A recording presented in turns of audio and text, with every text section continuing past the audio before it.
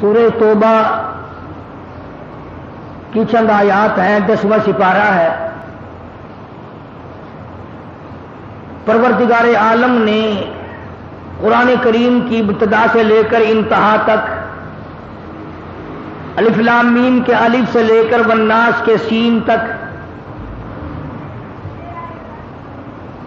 امت محمد مصطفیٰ صلی اللہ علیہ وسلم کو احکامات دیے، زندگی گزارنے کا طریقہ کار دیا، اور ساتھ ساتھ یہ بتلا دیا کہ اگر تم میرا اور میرے محبوب صلی اللہ علیہ وسلم کا کہنا مانو گے تو تمہیں دنیا اور آخرت میں آرام ملے گا، سکون ملے گا، اور اگر تم نے میں خدا کی میرے محبوب صلی اللہ علیہ وسلم کی مخالفت کی پھر یاد رکھو جہنم کے انگارے تمہیں بننا پڑے گا۔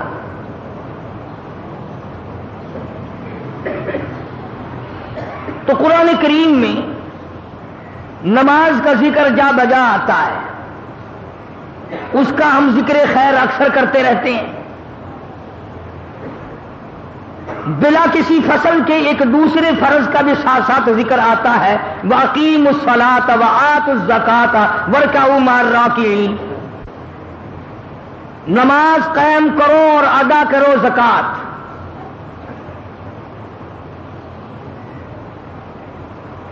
جیسے نماز فرض ہے اسی طریقے سے زکات فرض ہے،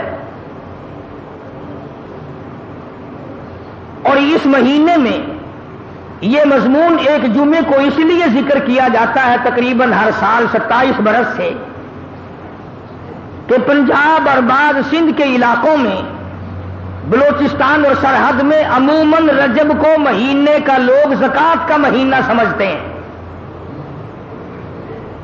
چنانچہ مانگنے اگر کسی کو بھول جائے تو فقیر یاد دلاتے رہتے ہیں زکات کا مہینہ آ گیا زکات دو۔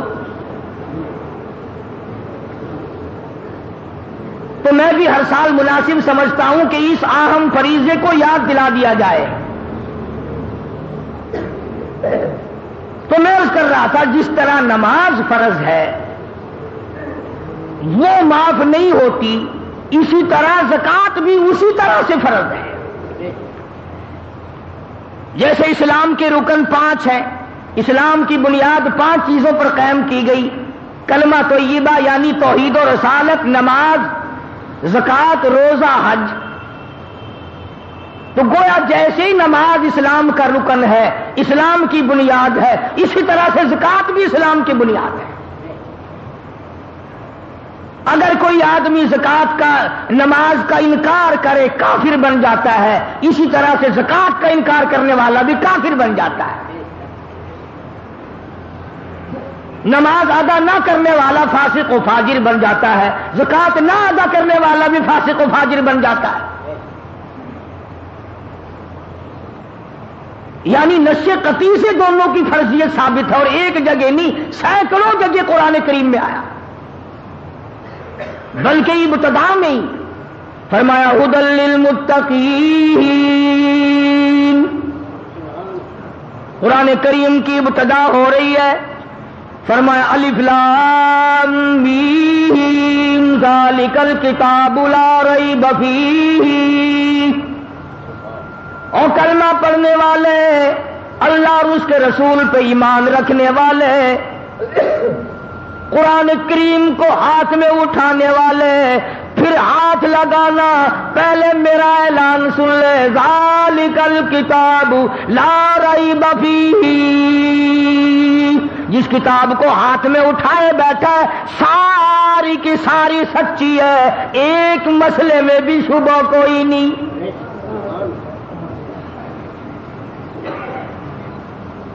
اللہ کا کلام خود اپنی صفائی پہلے دی، پہلے مجھے تسلیم کر، اللہ کا کلام تسلیم کر، خداوند کریم کا کلام تسلیم کر، آسمانی کلام تسلیم کر، عرش عظیم سے آئی ہوئی کتاب تسلیم کر، ساری چیزیں پھر تیری سمجھ میں آئیں گی۔ ذالک الکتاب، یہ کتاب جو تیرے ہاتھ میں ہے، جو تیرے مدرسے میں ہے، جو تیری مسجد میں ہے، جو تیرے گھر میں رکھا ہے، لا ریب فیہ، تیرے اخبار کی بات میں شک ہو سکتا ہے، ریڈیو کی خبر میں شک ہو سکتا ہے، ٹی وی کی خبر میں شک ہو سکتا ہے، وزیر کے بیان پہ شک ہو سکتا ہے، صدر کے اعلان پہ شک ہو سکتا ہے، ساری برادری کی باتوں میں شک ہو سکتا ہے۔ فرمایا لا ریب فیہ، سارے جان میں شک ہو سکتا ہے، میں خدا کے کلام میں کوئی شک نہیں۔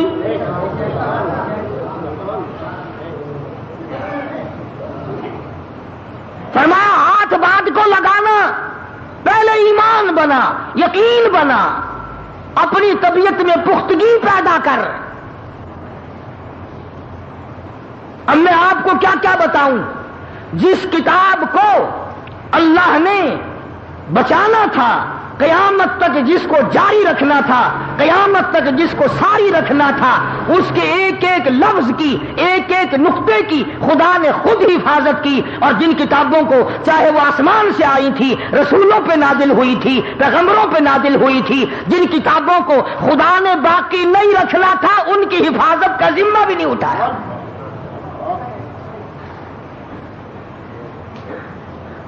تورات بدلی، انجیل بدلی، زبور بدلی، بدلنے کی کوشش تو قرآن کریم کی بھی بڑی کرتے، پر اللہ پاک نے فرمایا جس مکان کا چوکیدار میں ہوں، چوری کر کے دکھائے کوئی۔ فرمایا انا نحن نزلنا الذکر وانا لہ لحافظون، میں نے قرآن کریم کو اتارا، میں اس کا نگہبان اور محافظ ہوں۔ فرمایا بندہ اگر چوکیداری کرے، جہاں کھڑا ہوگا اس کو وہاں کا پتہ، پیچھے کا کوئی پتہ نہیں، چوری ہو سکتی ہے، اور میں وہ خدا ہوں یعلم ما بین ایدیہم وما خلفہم، آگے کا مجھے پتا، پیچھے کا مجھے پتا۔ چوکیدار سو جائے گا، چوری ہو جائے گی۔ فرمایا لا تاخذہ سنۃ ولا نوم، میں کبھی سویا نہیں، مجھے اونگ نیند گھین کبھی آئی نہیں۔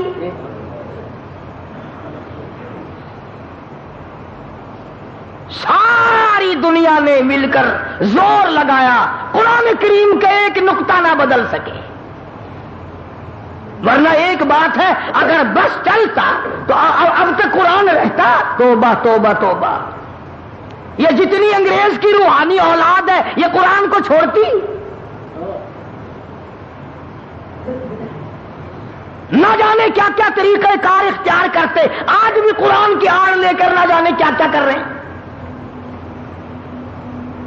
تو قرآن کریم نے اعلان کر دیا اور فرمایا آؤ پہلے میرے اوپر یقین جمع، ایمان جمع، اپنی طبیعت کو جمع، اور ایسا یقین بنا لے کہ آنکھ دیکھی بات میں شک ہو سکتا ہے پر خدا کے کلام میں کوئی شک نہیں ہو سکتا۔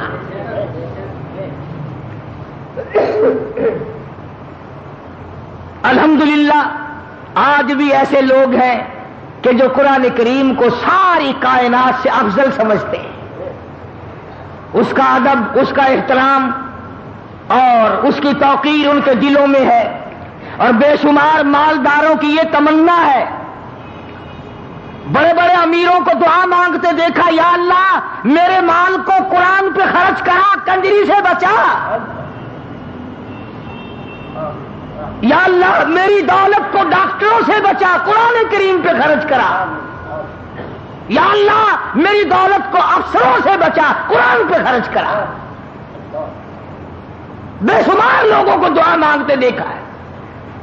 تو یہاں فرمایا ھدی للمتقین یؤمنون بالغیب ویقیمون الصلاة ومما رزقناہم ينفقون۔ آ گیا زکات کا ذکر، نماز قائم کر اور زکات ادا کر جو میں نے تجھے رزق دیا ہے۔ سبحان اللہ، اللہ پاک کس طرح سمجھا رہے ہیں اپنے بندے کو، اللہ پاک جل شانہ کس طرح سمجھا رہے ہیں۔ فرمایا میرے بندے، یہ جو تیرے پاس مال ہے یہ میں نے دیا، اگر یقین ہے کہ خدا نے دیا تو پھر خدا کے نام پر کچھ دے. فرمایا میں سارا نہیں مانگتا، 100 میں نے تجھے دیے ہیں، 97.5 تیرے، 2.5 میرے نام پہ لے آ. کیونکہ اگر کوئی آپس میں بیٹھ کر یہ بات کہے اور کسی کو کہے کہ بھائی فلاں فرم فلاں کمپنی میں 100 روپے تجھے منافع کے ملیں گے، کیا 2.5 روپے مجھے دے دے گا؟ کہے گا نا جی میں تو آپ کو 50 دے دوں گا. لگا نہیں نہیں میں 2.5 مانگتا ہوں، 100 تجھے ملیں گے، مجھے 2.5 دے دینا. انہوں نے کہا جی قسم اٹھوا لو، ضرور دے دوں گا. یہی حالت اللہ کی ہے. ہم بندے اللہ کے، مال اللہ کا، جان اللہ کی، مکان اللہ کے، دکان اللہ کی، زمین خدا کی، آسمان خدا کا، تمام نظام کائنات خدا کا. اگر وہ 100 دے کر 2.5 مانگ لے تو کیا کفر ہو گیا؟ مگر ہم بندے ہیں، ان 97.5 پہ تو نظر پڑتی نہیں، 2.5 پہ نظر پڑتی ہے. یار وبال آ گیا، ٹیکس ادا کرنا پڑ گیا، اس پہ نظر نہیں پڑتی ہماری. تو قرآن کریم نے للکار کیا آواز دی، وَأَقِیمُوا الصَّلَاةَ وَآتُوا الزَّکَاةَ وَارْکَعُوا مَعَ الرَّاکِعِینَ. نماز قائم کر، ادا کر زکات. اور جو میں نے آیتیں پڑھی ہیں ان کا شان نزول پہلے سن لیں کہ یہ آیتیں کس وقت نازل ہوئی، کس طرح نازل ہوئی، کس موقع پہ نازل ہوئی، کیوں نازل ہوئی. سارے قرآن کریم کا شان نزول ہے. حضور کریم سب کہہ دو صلی اللہ علیہ وسلم کی ذات اقدس ہے، صحابہ غربا کی جماعت ہے، اثار بڑا صحابہ کرام میں. اس سے بڑھ کر کیا اثار ہوگا صحابہ میں کہ ایک آدمی کو خبر ملی کہ میرا چچا زاد بھائی جنگ میں زخمی پڑا ہے، میدان جہاد میں زخمی پڑا ہے، کئی زخم ہے اور آخری وقت ہے اور پانی مانگتا ہے، پانی مانگ رہا ہے. وہ مشکیزہ لے کے دوڑا، میں اپنے بھائی کو جا کے پانی پلاؤں. اندازہ لگاؤ، اپنے گریبان میں جھانکو، اپنا نام اعمال چیک کرو، اپنا مثل معائنہ کرو، اپنے ریکارڈ کو دیکھو اور صحابہ کرام کو بھی دیکھو کہ کالی کملی والے کے غلام کیسے لوگ تھے. یہ دوڑا دوڑا گیا، تلاش کیا بھائی کو، آخری وقت ہے. یوں مشک میں سے گلاس میں پیالے میں لے کے پانی اس کی طرف بڑھایا جو زخمی تھا. اندازہ لگا موت کی پیاس ہے، آخری وقت ہے. برابر میں ایک اجنبی صحابی، دوسرا مسلمان صحابی زخمی پڑا ہے. اس نے پانی دیکھا، پیالہ دیکھا، مشکیزہ دیکھا، کہنے لگا اللہ والو اگر ایک گھونٹ زائد مجھے بھی دے دینا، میں بھی اپنا حلق گیلا کر لوں گا.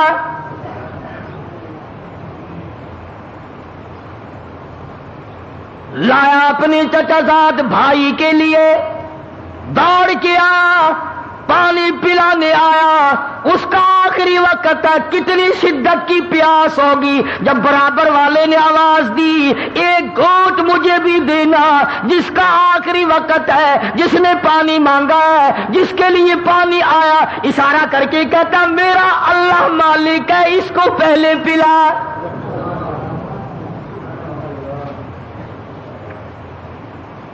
وقت دیکھو کون سا ہے صحابی پہ، آخری وقت ہے، موت کی پیاس ہے، زخموں نے چور چور کر رکھا ہے، پھر بھی اپنے آپ کو پیچھے کیا ہے. کہنے لگا اس برابر والے کو دے. اور توجہ ہو تو بات خدا کی قسم لکھ کے لے جاؤ، بال بچوں کو بھی سنایا کرو. حکایات صحابہ میں تمام یہ چیزیں موجود ہیں. جب اس کے پاس پانی کا پیالہ گیا، قریب تھا کہ وہ پیے، تیسرے نے آواز دی بھائی 2-4 بوند اگر زائد ہو ہمیں دینا بھائی، اگر 1-8 گھونٹ زائد ہو تو مجھے دینا، میں بھی حلق گیلا کر لوں گا. اس دوسرے نے بھی اشارہ کر دیا کہ میرا اللہ مالک ہے، اس کو پلا۔ جب اس تیسرے کے پاس پیالہ اور مشکیزہ گیا تو جاتے جاتے وہ دم توڑ چکا تھا، وہ جنت میں جا چکا تھا۔ واپسی میں ان دونوں پہلوں کو دیکھا، بھائی کو بھی دیکھا، دوسرے کو بھی دیکھا، ارے تینوں حوضے کوثر پہ کے چلے گئے مگر پانی نہ پیا۔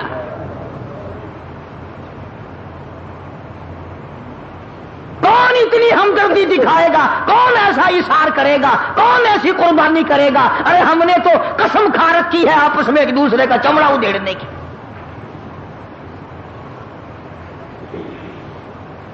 پتہ نہیں ہم کس بنا کس طرح کے ہم مسلمان ہیں، کس نوع کے ہم مسلمان ہیں، کس طریقے کا ہمارا ایمان ہے کہ ہم نے قسم کھائی ہوئی ہے دوسرے کو دکھ دینے کی۔ اسی کو شیخ عطار رحمت اللہ علیہ فرماتے ہیں، خاطر کسر مرنگ جا اے پسر، خاطر کسر مرنگ جا اے پسر، ورنہ خردی زخم بر جانا جگر۔ اور کسی کو نہ ستایا کر، کسی کو دکھ نہ دیا کر، کسی کو پریشان نہ کیا کر، کسی کی روزی پہ لات نہ مارا کر، ایسا نہ ہو کہ تجھ پہ تیر چل جائے۔ اللہ والے کی بات دلوں پہ لکھ کے لے جاؤ۔ شیخ عطار فرید الدین رحمت اللہ علیہ ولی کہتا ہے قوت نیکی نداری بدمکن، قوت نیکی نداری بدمکن، بر وجودش خود ستم بے حدمکن۔ اگر نیکیوں کی طاقت نہیں ہے تو بدیوں سے تو بعد آ جا، اپنے آپ کو کیوں جہنم کے لیے تیار کر رہا ہے؟ میں نے عرض کیا تھا کہ جو آیتیں میں نے تلاوت کی ہیں ان کا ایک خاص شان نزول ہے۔ صحابی ہے حضور اکرم صلی اللہ علیہ وسلم کا، غریب صحابی ہے، ثعلبہ نام لکھا مفسرین نے رضی اللہ عنہ۔ سرکار کے دربار میں آیا، حضور کی منت کرنے لگا، عرض کرنے لگا، کالی کملی والے صلی اللہ علیہ وسلم میں غریب ہوں، میرے لیے دعا فرماؤ۔ کائے کی دعا؟ اللہ مجھے مال دے، میں زکات دیا کروں، جنگ آئے تو اس میں چندے دیا کروں، جہاد آئے تو اس میں لشکر کی امداد کیا کروں، بیواؤں پہ خرچ کروں، محتاجوں پہ خرچ کروں، یتیموں کی کفالت کروں۔ آپ میرے لیے دعا فرما دے، اللہ مجھے امیر بنا دے، دولت مند بنا دے۔ رحمت دو عالم صلی اللہ علیہ وسلم نے فرمایا، ثعلبہ غریبی بڑی اچھی ہے، اتنے حقوق پڑ جائیں گے ادا نہیں کر سکے گا، مارا جائے گا۔ اللہ اللہ کر، بس جو ملا کھا، اپنا کیا کرے گا امیری تمنگری کا؟ انہوں نے کہا نہ جی نہ۔ اور بلکہ مفسرین نے ایک اور بات لکھی کہ پہلے اس حضور کی خدمت میں جب یہ آیا صلی اللہ علیہ وسلم تو آپ نے اس کو بتایا کہ تو یہ پڑھا کر سبحان اللہ والحمدللہ ولا الہ الا اللہ واللہ اکبر ولا حول ولا قوت الا باللہ العلی العظیم، تجھے صدقہ کرنے کا ثواب ملے گا، خیرات کا ثواب ملتا رہے گا، غریبوں کی امداد کا یہ کلمہ پڑھنے سے ثواب ملتا رہے گا۔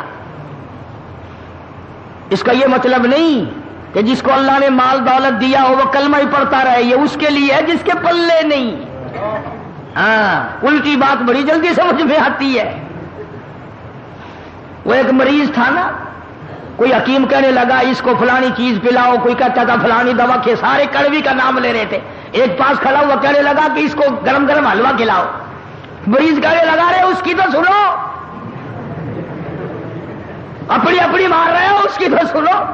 تو الٹی بات بڑی سمجھ میں آتی ہے، کوئی یہ نہ سمجھ لے کہ تیسرا کلمے کی تسبیح پھیر دیں گے زکات ادا ہو جائے گی، یہ بات نہیں۔ حضور کریم صلی اللہ تعالی علیہ وسلم نے بڑا سمجھایا، سال بعد جانے دے جانے دے، بڑی ذمہ داری پڑ جائے گی، ادا نہ کر سکے گا، پھنس جائے گا، ان باتوں کو رہنے دے۔ عرض کرنے لگا کالی کملی والے صلی اللہ علیہ وسلم میرے لیے دعا ضرور فرماؤ۔ لوگ زکات دیں ہیں میرا بڑا دل کرے، خیرات کریں ہیں میرا بڑا دل کرتا ہے، جنگ اور جہاد میں لشکر کا انتظام کرتے ہیں میرا بڑا دل کرتا ہے۔ چنانچہ سید الاولین والآخرین شفیع المذنبین حضرت محمد کریم صلی اللہ علیہ وسلم نے دعا فرما دی۔ اب بلا امام الانبیاء کی دعا ہو، دینے والا خدا ہو، کیا کمی ہے بھائی؟ جب وہ ہم بندوں کی جھولیاں خالی نہیں لوٹاتا، امام الانبیاء کی دعا صلی اللہ علیہ وسلم، آپ نے اس کے لیے دعا کر دی۔ اس کے پاس 1-2 بکری تھی، بس اتنی برکت ہوئی، اتنی برکت ہوئی، اتنی برکت ہوئی کہ جب تک سال آیا اتنی بکریاں ہو گئی کہ مدینے شہر میں بٹھانے کے لیے جگہ نہیں۔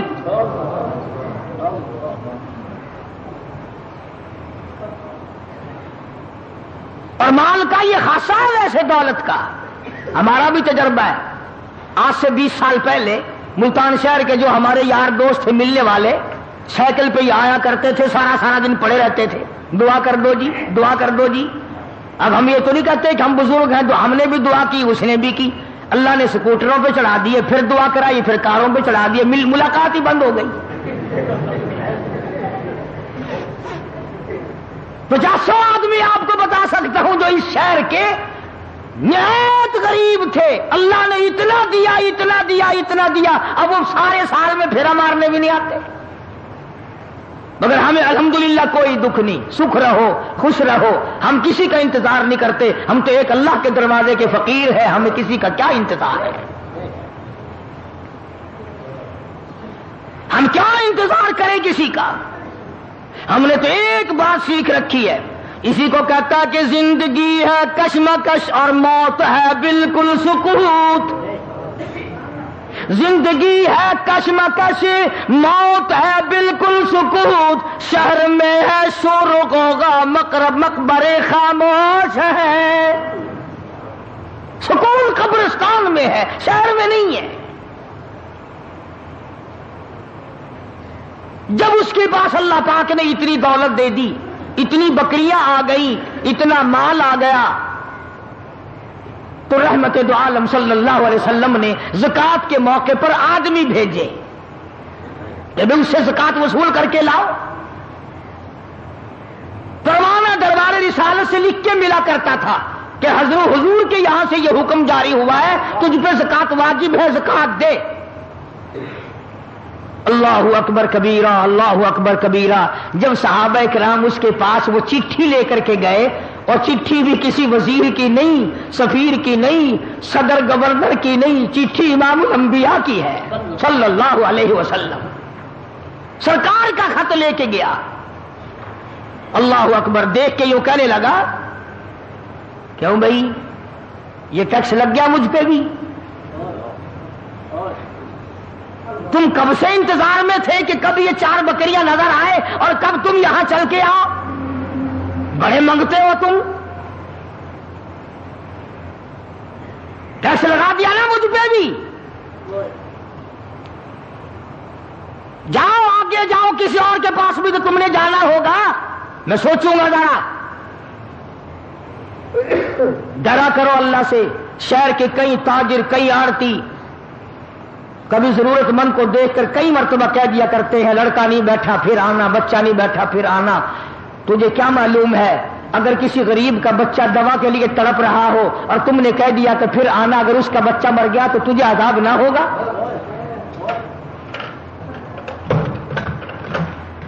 تمہیں یہ طریقہ بتایا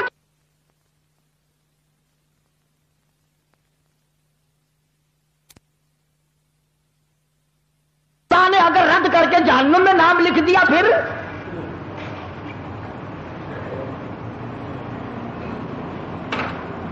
صحابی نے یہ جواب دیا کہ اور کسی کے پاس بھی تو تم کو جانا ہوگا، چلے جاؤ، واپسی میں آنا۔ ذرا سوچیں گے ہم، خامخواہ پریشان کر دیا آکے، لائے ہیں زکات دے دو منگتے۔ اللہ اکبر، وہ صحابی تو ابھی لوٹ کے آئے بھی نہیں، وہ آسمان والا صحابی آ گیا، جبریل آ گیا، قرآن لے کر آ گیا، کہتا وَمِنْهُمْ مَنْ عَاهَدَ اللَّهَ،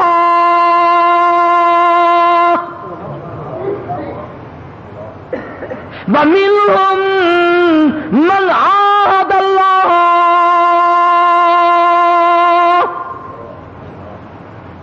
لَئِنْ آتَانَا مِنْ فَضْلِهِ۔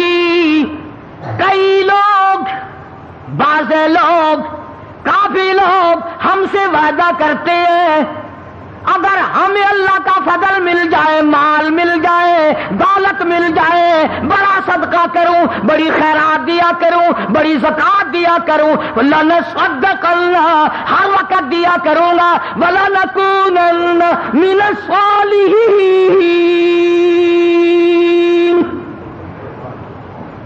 نیک بن جاؤں گا، صدقہ دے دے کر ہر گھر میں پہنچاؤں گا، ہر گلی میں پہنچاؤں گا، ہر محتاج کو پہنچاؤں گا، ہر ضرورت مند کو پہنچاؤں گا، بشرطے کہ مجھے اللہ کا فضل مل جائے۔ قرآن کہتا ہے فَلَمَّا آتَاهُم مِّن فَضْلِهِ، جب میرا فضل ان کو مل جائے، بخلوا بِهِ، پھر بخل کرتے ہیں، وَتَوَلَّوْا، منہ پھیر لیتے ہیں، وَهُم مُعْرِضُونَ، اللہ کہتا ہے پھر منہ پھیر جاتے ہیں، یاد بھی نہیں رہتا یہ دیا کس نے ہے۔ قرآن کریم کی جب یہ آیت نازل ہوئی، جب یہ آیت اتری، حضور صلی اللہ علیہ وسلم کو اللہ پاک نے آسمان سے دی، صحابہ توجہ کرنا، نیند نہ کرنا، ڈرا کرو ہر وقت اللہ کے قہر سے۔ صحابہ کا مجمع بیٹھا تھا، ابھی وہ نہیں آئے جو زکات لینے گئے تھے، جن کو آپ نے بھیجا تھا وہ لوٹ کے ابھی آئے نہیں، قرآن پہلے آ گیا۔ صحابہ کا مجمع بیٹھا ہے، آپ صلی اللہ علیہ وسلم نے فرمایا سال بعد تو ہلاک ہو گیا، او سال بعد تو مارا گیا، میں تجھے پہلے کہتا تھا تو نہ سمجھا، تیری بربادی ہو گئی، تیری تباہی پھر گئی، تو ہلاک ہو گیا، تیرا کچھ نہ رہا۔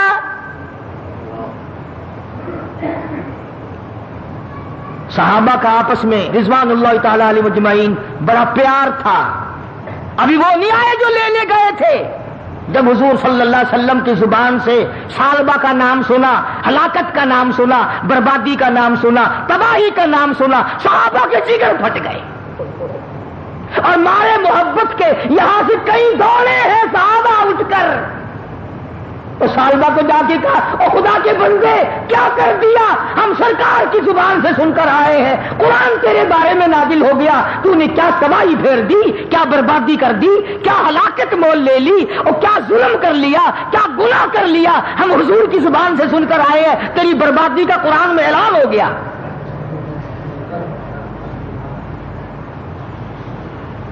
اب اس کی آنکھ کھلی، کہنے لگا بس کیا شک ہے میری بربادی میں نے بک دیا جو بکنا تھا۔ دھیان ہے سب کا، توجہ کرنا۔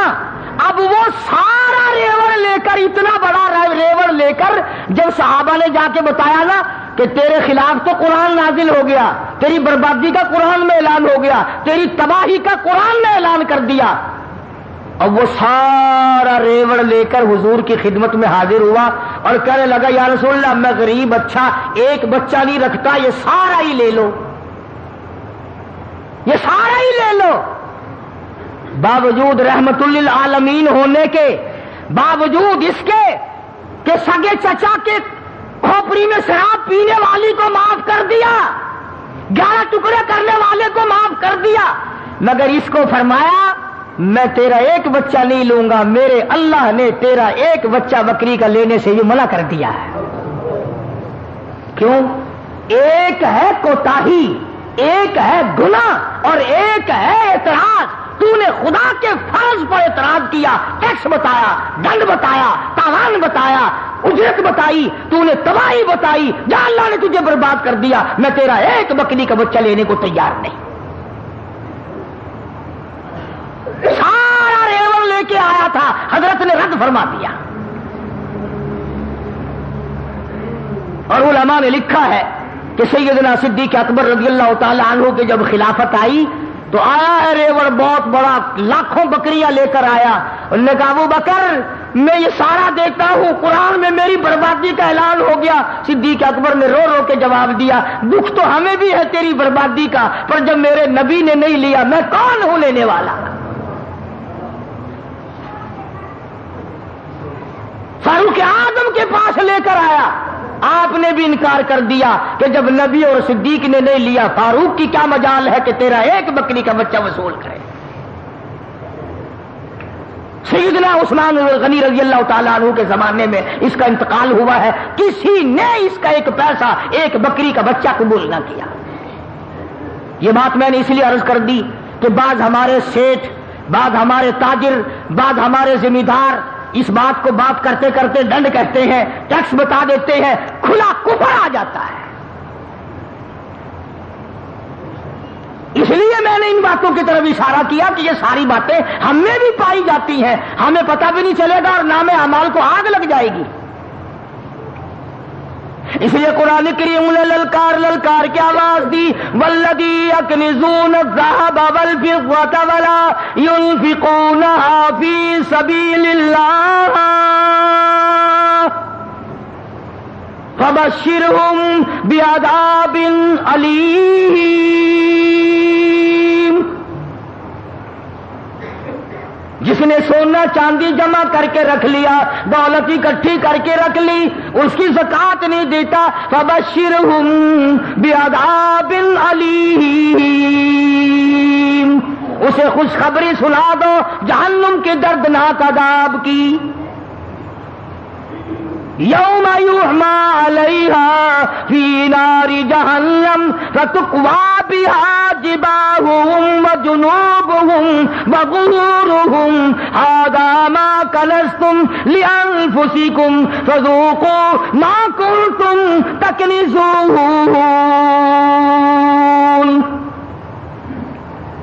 فرمایا اسی دولت کی، اسی مال کی تختیاں بنا کر جہنم میں گرم کر کر کے پیٹھ پہ، پسلیوں پہ، پیشانیوں پہ داغ دیا جائے گا. شاہ عبدالعزیز دہلوی سبقت رحمت اللہ علیہ بہت بڑے بزرگ گزرے ہیں ہندوستان کے. ان کے زمانے میں دلی شہر میں کوئی امیر آدمی تھا بڑا کنجوس، اولاد کو بھی خرچنے کے لیے نہیں دیتا تھا. دنیا میں لوگ اصل میں رہی دو قسم کے گئے، یا کنجوس یا پھر فضول خرچ. درمیانہ روی لوگوں نے چھوڑ دی کہ نہ کنجوسی ہو اور نہ اتنا اڑاؤ کہ کل کو گاڑی کے نیچے لین پہ سر رکھنا پڑے. کئی لوگ مر جاتے ہیں کہ دینا کہاں سے دیں، چلو میاں سر اڑا دو اپنا خیر چل رہا، کہاں اتنا خرچ کرتے ہو. تو اگر شاہ صاحب کے زمانے میں آدمی تھا، کنجوس تھا، بیٹے کو خرچنے کے لیے نہیں دیتا تھا. آخر مرتے تو لوگ اس زمانے میں بھی تھے، فانی ہے جان سارا، موت آ گئی.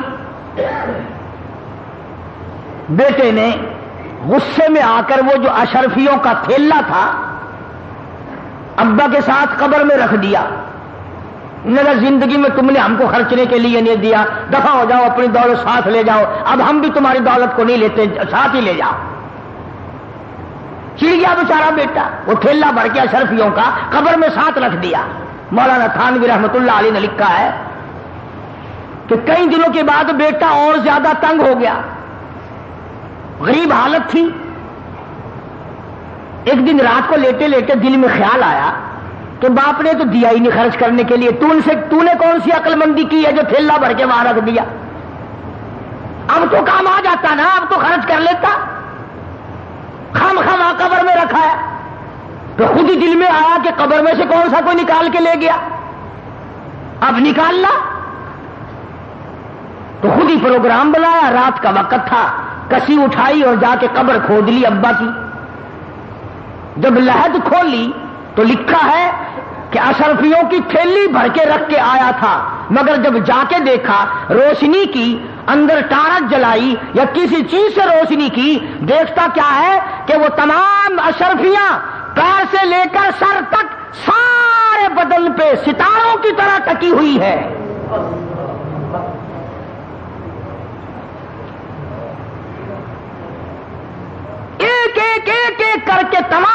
آنکھوں پہ، ناک پہ، زبان پہ، ہاتھ پہ، سینے پہ، چھاتی پہ، سارے بدن پہ ایک ایک کر کے لگی ہوئی ہے۔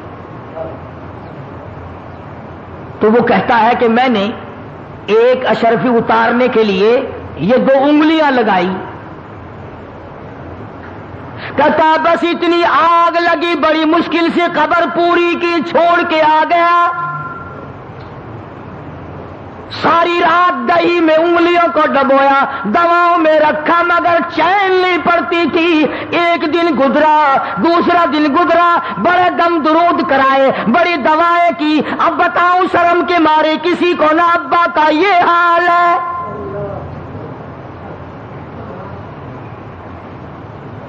تو حضرت شاہ عبدالعزیز دہلوی رحمۃ اللہ علیہ کے پاس گیا اور جا کے کہنے لگا حضرت میری انگلیوں میں کوئی پھنسی نکلتی ہے یا کوئی پھوڑا نکلتا ہے، پتہ نہیں، بڑی ساڑ ہے، بڑا درد ہے، آگ لگی ہوئی ہے، چین نہیں پڑتی۔ تو حضرت شاہ صاحب رحمۃ اللہ علیہ نے فرمایا کہ ادھر کر میں دم کرتا ہوں۔ حضرت شاہ صاحب نے کچھ پڑھا اور دم کیا، فرمایا اب بھی ہے؟ کہنے لگا جی اسی طرح سے ہے۔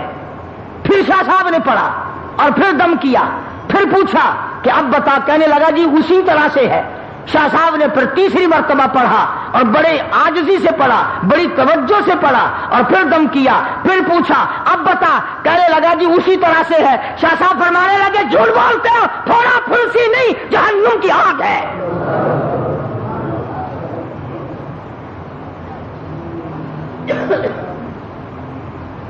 تھوڑے پھنسی کا درد نہیں ہے، آج جہنم کی آگ ہے، نہیں بجھے گی۔ اب وہ رونے لگا، شاہ صاحب کے سامنے کھل گیا، کہنے لگا حضرت ایسے ایسے ہوا، واقعی جہنم کی آگ ہے۔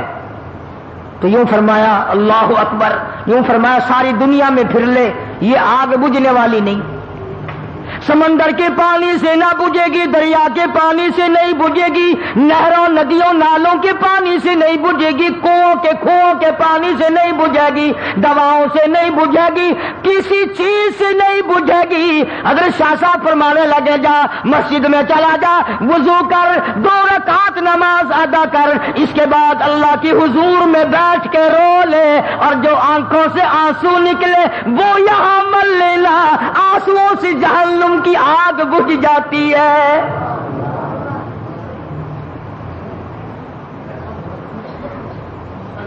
چنانچہ مرتا کیا نہیں کرتا، مسجد میں گیا، نماز پڑھی اور بڑی توجہ سے رویا، بڑی توجہ سے رویا، جو آنسو نکلے وہ انگلیوں پہ مل لیے۔ شاہ صاحب کی خدمت میں آ کے کہنے لگا اللہ کے ولی تیری بات سچی ہے۔ حضرت شاہ صاحب فرمانے لگے میری بات نہیں، امام الانبیاء محبوب کبریا حضرت محمد مصطفیٰ صلی اللہ علیہ وسلم نے فرمایا رویا کرو، جہنم کی آگ کو آنسو بجھا سکتے ہیں۔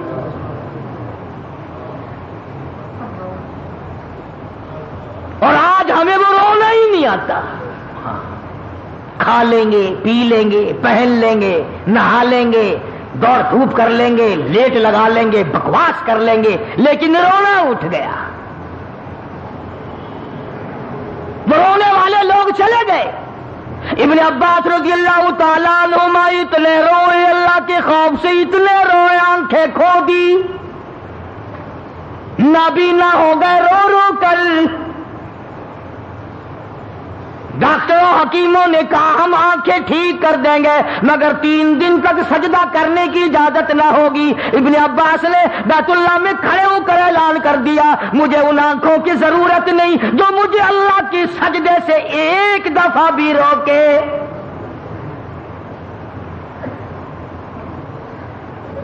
ٹھوکریں کھانا منظور ہے، سجدے سے میں نہیں رک سکتا، دھکے کھانا منظور ہے، ٹکرے منظور ہیں، پر میں یہ بات گوارا نہیں کر سکتا کہ ایک سجدہ بھی اللہ کے دربار میں نہ کروں۔ اب جنہیں قدر تھی انہی کی بات ہے نا، ہماری بات تھوڑی ہی ہے۔ تو میں عرض کر رہا تھا کہ اللہ پاک نے اس لیے ہمیں قرآن کریم میں یہ واقعہ سالبہ والا سنایا کہ ہم بھی تو ہیں، پہلے دعا مانگتے ہیں یا اللہ بس یہ قرض میرے سر سے اتر جائے، میں تجھ سے کچھ نہیں مانگتا، اے میرے کریم، اے میرے مہربان، اے بندہ نواز، اے زمین و آسمان کے مالک، میرا یہ قرضہ اتار دے۔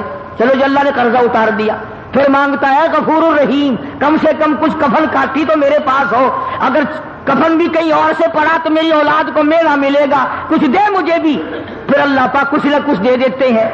پھر ہزاروں کی دعا مانگتا ہے، ہزاروں مل گئے پھر لاکھوں کی مانگتا ہے، لاکھوں مل گئے کروڑوں کی مانگتا ہے، کروڑ مل گئے تو اربوں کی مانگتا ہے۔ قرآن کہتا ہے الہاکم التکاثر حتی زرتم المقابر، قبر آ جاتی ہے، یہ کسی نے نہیں کہا یا اللہ کافی ہے اب کسی اور کو دے دے۔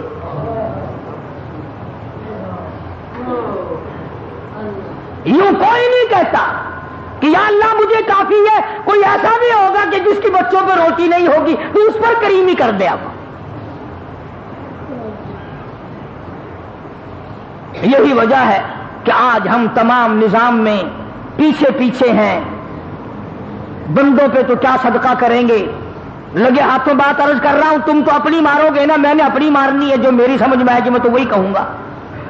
کراڑ ہندو بنیا جس کا خدا پر ایمان نہیں، رسول پر ایمان نہیں، قرآن پہ ایمان نہیں، پتھروں کا پجاری، بڑا پیپل کا پجاری، درختوں کا پجاری، پانی کا پجاری، سورج کا پجاری، اس کی یہ کوشش ہے کہ میں کچھ نہ کچھ خیرات ہوا میں اڑنے والے پرندوں کو بھی کھلایا کروں۔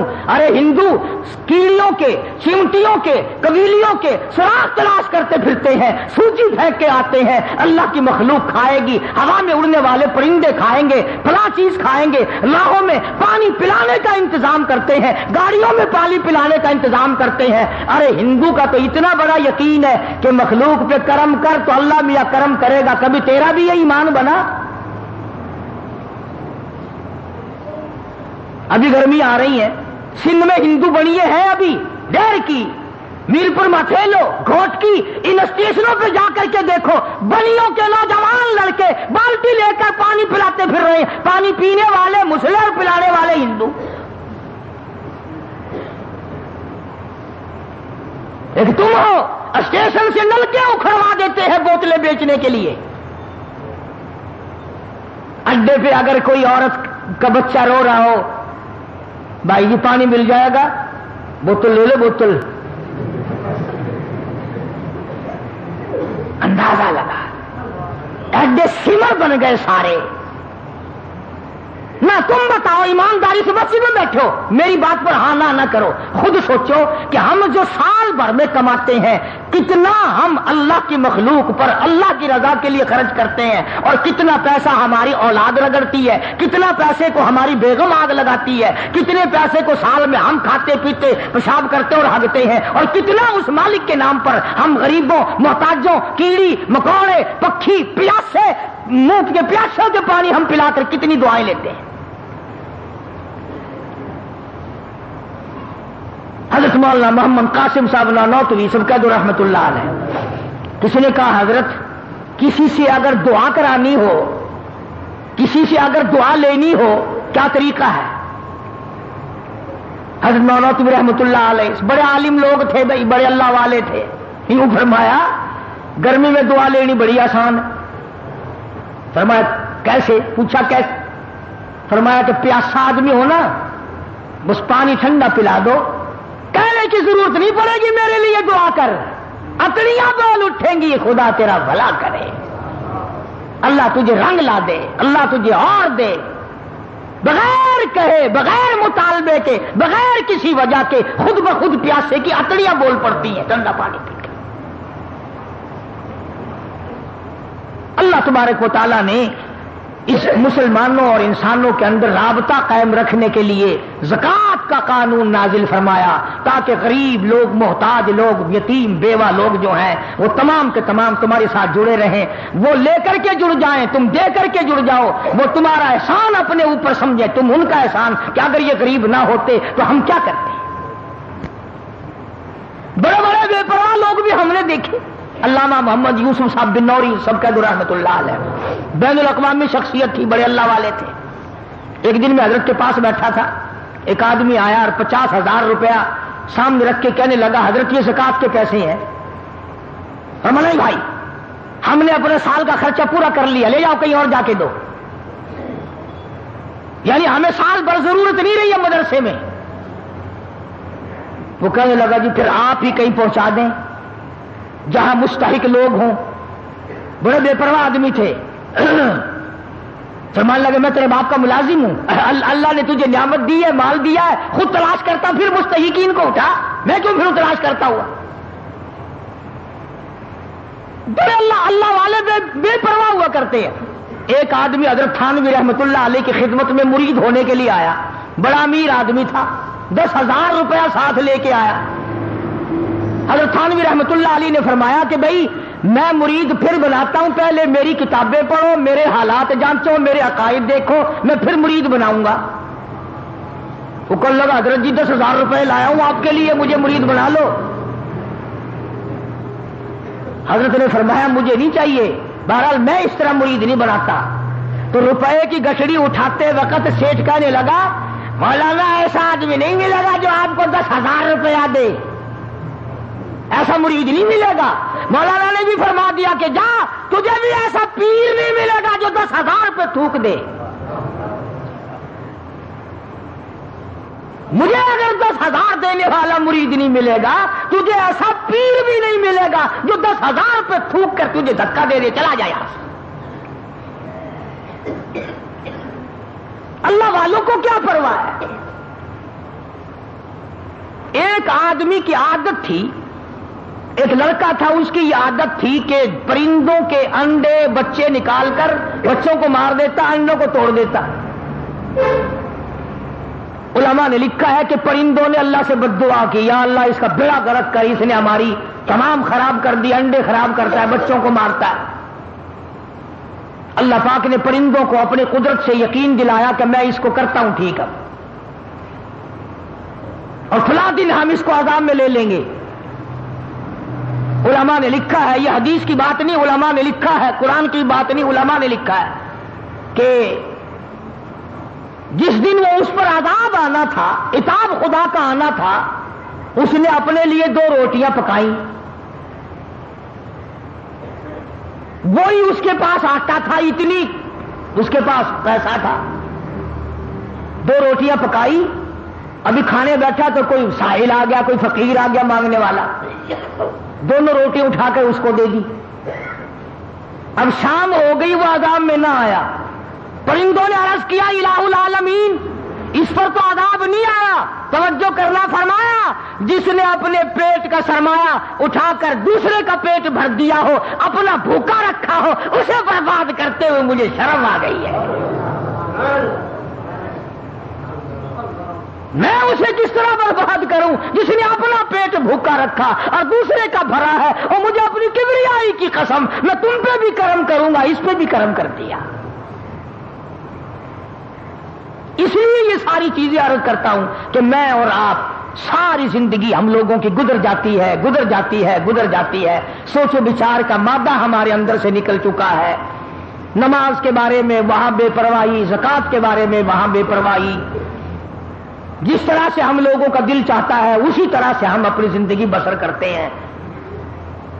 تو فرائض میں کوتاہی کرنا یا ہیرا پھیری کرنا یہ تو کوئی اچھی بات نہیں. اللہ اور اس کے رسول کو برا لگتا ہے اور عذاب بھگتنا پڑتا ہے. جیسا کہ میں نے شاہ صاحب کا ایک واقعہ آپ کو سنایا, ہر سال بتاتا ہوں, بڑے لمبے چوڑے واقعات ہیں.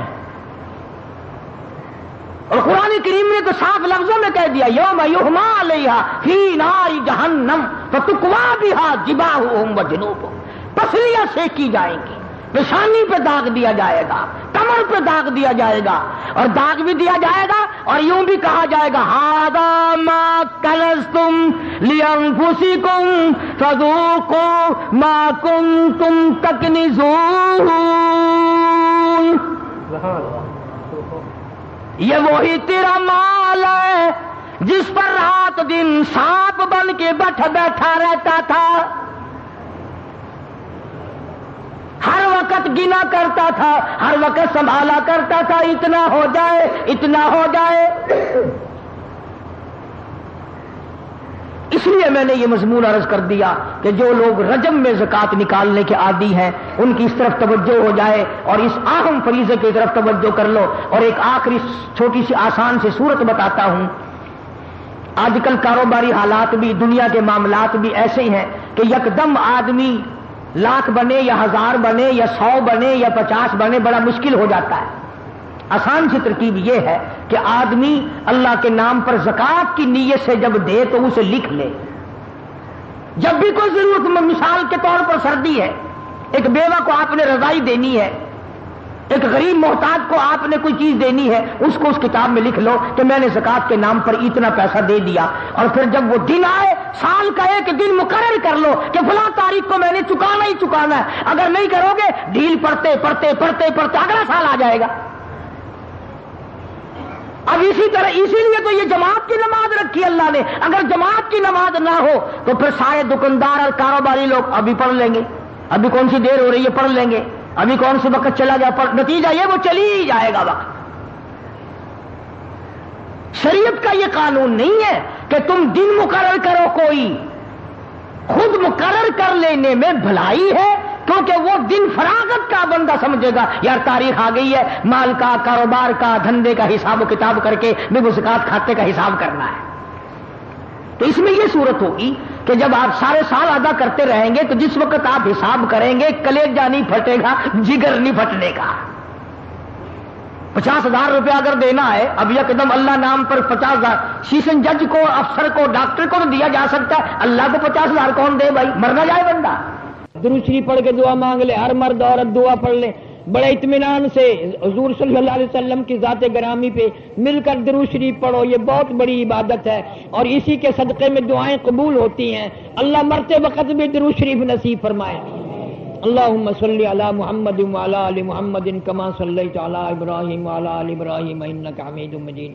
اللہم بارک علی محمد وعلی آل محمد.